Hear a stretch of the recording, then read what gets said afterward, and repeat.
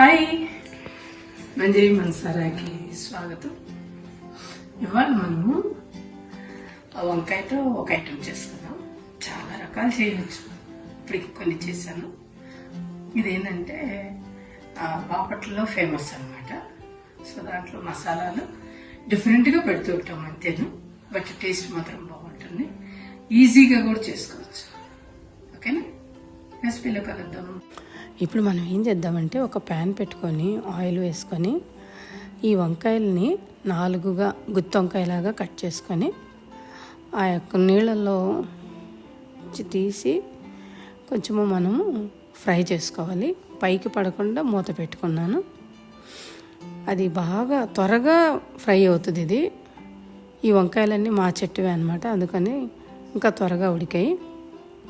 ఇప్పుడు మనం ఆ వంకాయల్ని పక్కన పెట్టి పోపు వేసుకుంటున్నాము. మినప్పప్పు, శనగపప్పు, ఆవాలు, జీలకర్ర, కరివేపాకు కొంచెము అవన్నీ ఫ్రై అయ్యేదాకా ఉంచుకొని ఇప్పుడు ఏంటంటే దాంట్లో 2 పచ్చిమిర్చి, కొంచెం ఉల్లిపాయ కూడా వేసుకుంటే ఇదొక టైప్ అన్నమాట. సో ఇప్పుడు ఏంటంటే మనం మసాలా కొట్టుకోవాలి. పచ్చిశనగపప్పు, మినప్పప్పు, జీలకర్ర, ధనియాలు, ఎండుమిర్చి, తర్వాత వెల్లుల్లిపాయలు అవన్నీ లైట్గా వేపుకొని వాటర్ లేకుండా పౌడర్ కొట్టి పక్కన పెట్టుకోవాలి.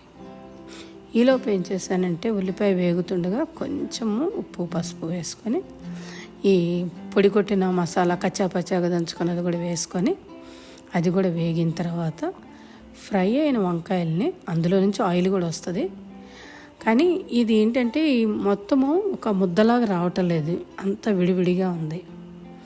దీన్ని మనం ఏం చేద్దామంటే కొంచెం నీళ్లు చిలకరిస్తే ఏమవుతుందంటే దగ్గరకు వచ్చేసి ఆ వంకాయకి మసాలా మొత్తం పట్టేస్తుంది అనమాట. అన్నంలో కలుపుకున్నప్పుడు కానీ సైడ్ డిష్గా కానీ మనకి మసాలాతో కలిపి వస్తుంది. ఇవేంటంటే ఈ వంకాయ చాలా బాగుంటుంది అనమాట. అది బాపట్లలో దొరుకుతుంది, మనకి ఎలాగైనా చేసుకోవచ్చు. ఇప్పటికి ఈ స్టైల్ చేద్దాం అంతే. కొత్తిమీర చల్లుకొని హ్యాపీగా ఎంజాయ్ చేయొచ్చు. బాయ్.